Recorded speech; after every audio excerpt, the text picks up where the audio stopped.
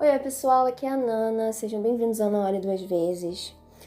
Hoje a gente vai falar sobre um caso que aconteceu há mais de 100 anos atrás, na Inglaterra, e que chocou todo mundo da época, tanto pela crueldade quanto pela frieza do crime, até porque não era algo que acontecia tanto assim, né? Pode ser por conta a informação não era tão disseminada quanto é hoje, mas que chocou todo mundo da época e saiu nos jornais do mundo todo, isso aconteceu.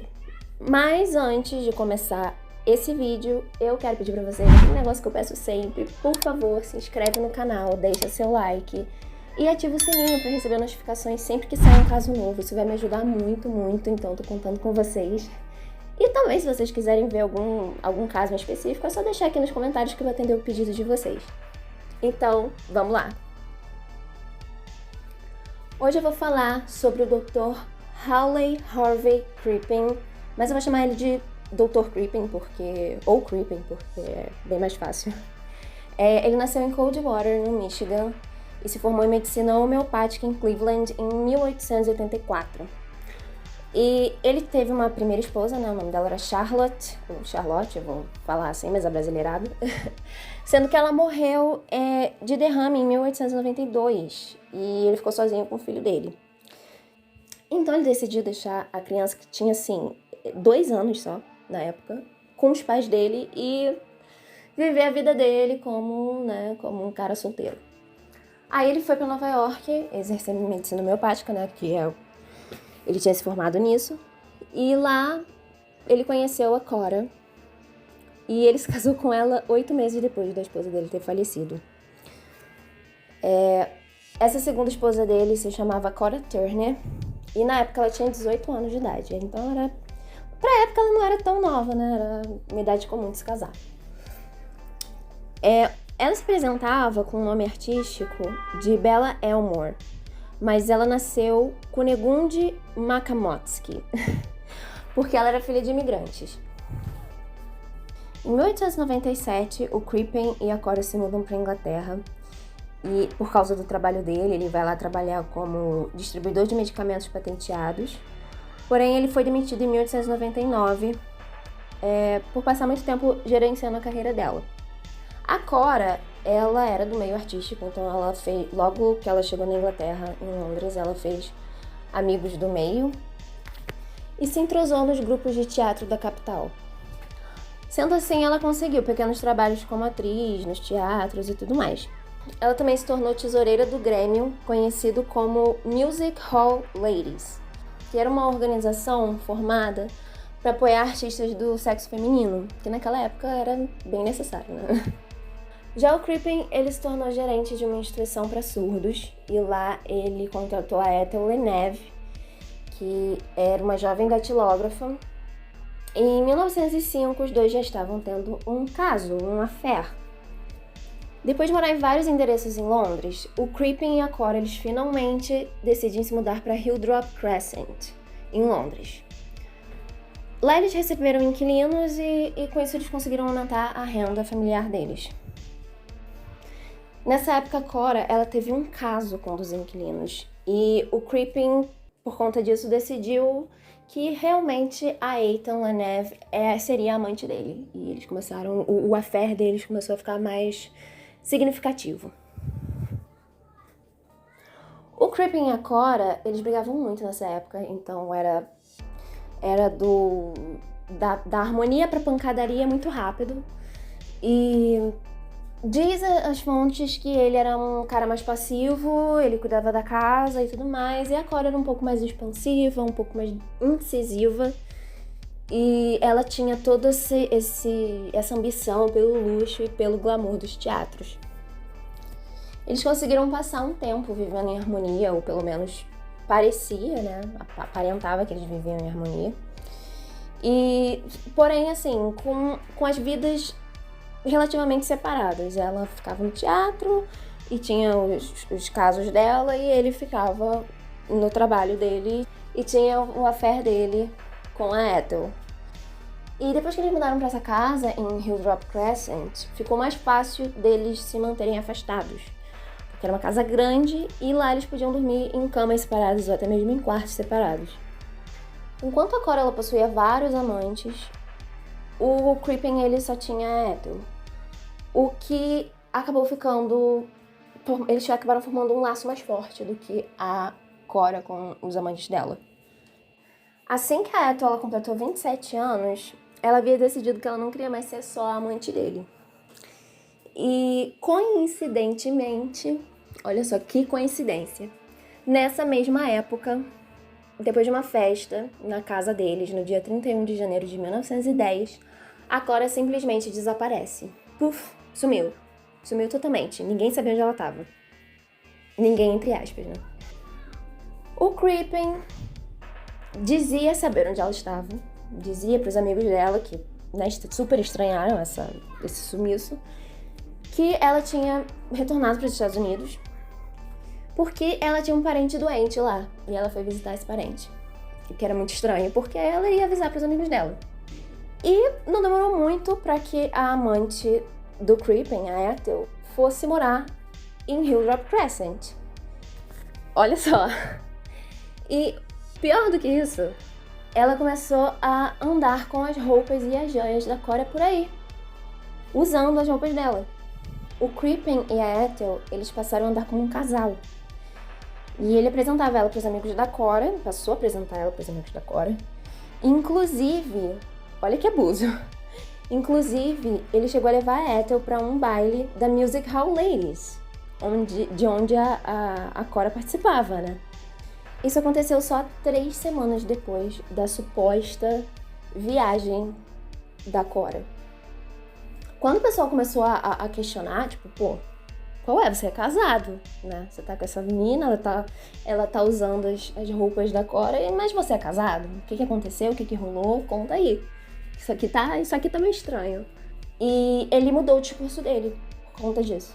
Ele começou a falar que a Cora havia contraído pneumonia lá nos Estados Unidos e havia morrido.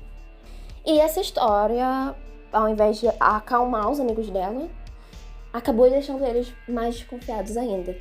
E uma amiga dela, chamada Kate Williams, que também era conhecida como Vulcana, era uma artista também, ela foi na polícia falar pela primeira vez sobre o desaparecimento da Cora. Só que eles não levaram muito a sério. As autoridades só foram levar mais a sério quando John Nash e a esposa dele, que eram amigos do superintendente da Scotland Yard. A Scotland Yard, para quem não conhece, é praticamente a sede da polícia lá de Londres. Aí depois que o Josh, ele foi lá falar, olha só, ela desapareceu, né? Tá acontecendo alguma coisa estranha. Só depois disso porque ele era amigo do cara, só depois disso que eles começaram a levar a investigação a sério. A casa, a Hilltop Crescent, ela foi revistada e o Crippen, o Dr. Crippen, ele foi entrevistado pelo inspetor-chefe Walter Dew. Só que ele veio com outra desculpa, falando que ele admitiu, né, que ele tinha inventado toda aquela história sobre a morte da Cora e tudo mais, e explicou que isso foi por vergonha. Ele tinha inventado tudo isso por vergonha, porque ele estava muito constrangido. Porque a verdade é que ela havia fugido com o amante dela para a América, um ator também chamado Bruce Miller. E por conta disso ele não teve coragem de contar que ele havia sido largado. E o inspetor, o Dew, ele acreditou nele. Ele ficou satisfeito com a resposta dele. Só que o Crippen e a amante dele, a Ethel, eles não sabiam disso. Eles não sabiam que a polícia havia aceitado a ladainha dele. Eles não sabiam. Então eles ficaram desesperados e fugiram. Eles fugiram para Bruxelas, onde eles passaram a noite num hotel. E no dia seguinte eles foram para Antuérpia e embarcaram no Canadian Pacific SS Montrose para o Canadá. É um navio, né? Embarcou num navio para o Canadá. Com isso, com essa fuga repentina, a Scotland Yard, a polícia, decidiu voltar a investigar. Não, quem é inocente não foge. Alguma culpa eles têm aí, então, já que eles fugiram. E assim a polícia realizou outras 3 buscas na casa, que não deram muita coisa. Só que na 4ª busca, eles encontraram um torso de um corpo humano enterrado sobre o piso de tijolos do porão da Hilltop Crescent. Isso foi totalmente espantoso, o que colocou o Crippen, né, como principal alvo de um possível assassinato. Com isso, a polícia começou a investigar onde é que ele estava e eles descobriram que ele havia comprado um terno para um suposto menino embarcado para esse navio Montrose. Ele e a Ethel, eles embarcaram no navio como se fossem pai e filho, enquanto ela usava o tal terno que ele havia comprado. O capitão do navio Montrose, ele começou a estranhar o comportamento dos dois. Por quê? Tanto porque a Ethel, ela não parecia um homem, ela tinha trejeitos femininos, ela tinha uma aparência feminina.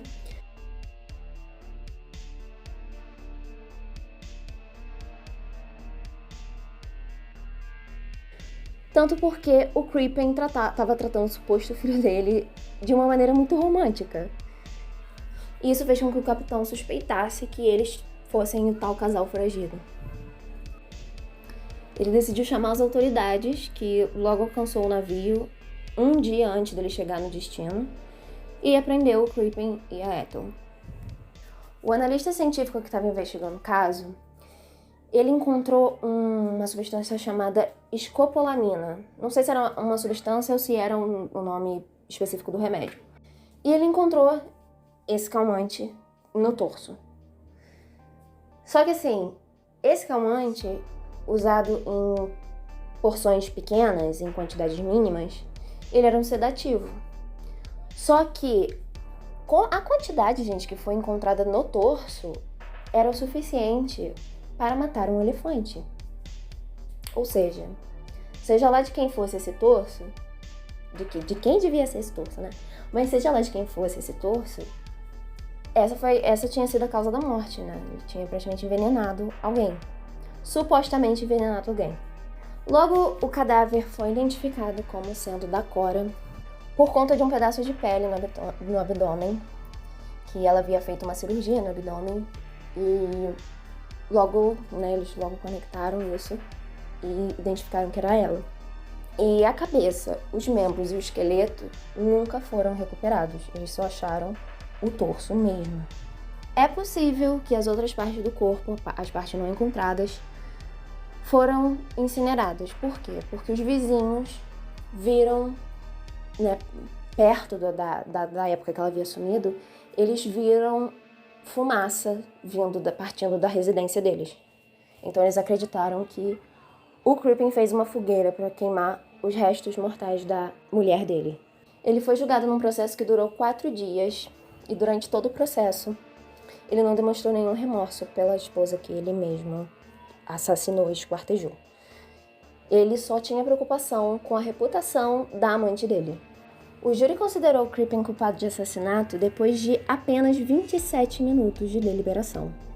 Ou seja, não restavam dúvidas de que ele era o autor daquele crime sórdido, para dizer no mínimo, sórdido.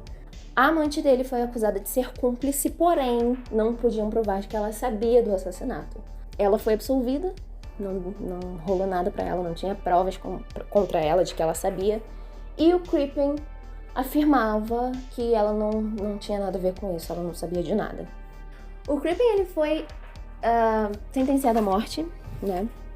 Enforcado na prisão de Pentonville, acho que o nome se fala assim, Pentonville, em Londres, no dia 23 de novembro de 1910.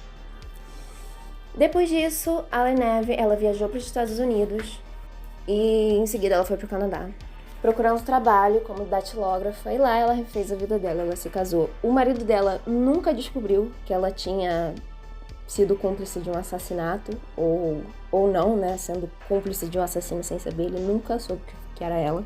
E ela volta para a Inglaterra em 1915 e morre em 1967 com uns 80 e poucos anos, que eu não lembro quantos anos realmente foram, mas foram uns 80 e poucos anos. A pedido do Crippen, uma fotografia da Ethel foi colocada no caixão dele e enterrada com ele. Então, pessoal, esse foi o vídeo de hoje. Eu espero que vocês tenham gostado. Eu espero que vocês continuem comigo.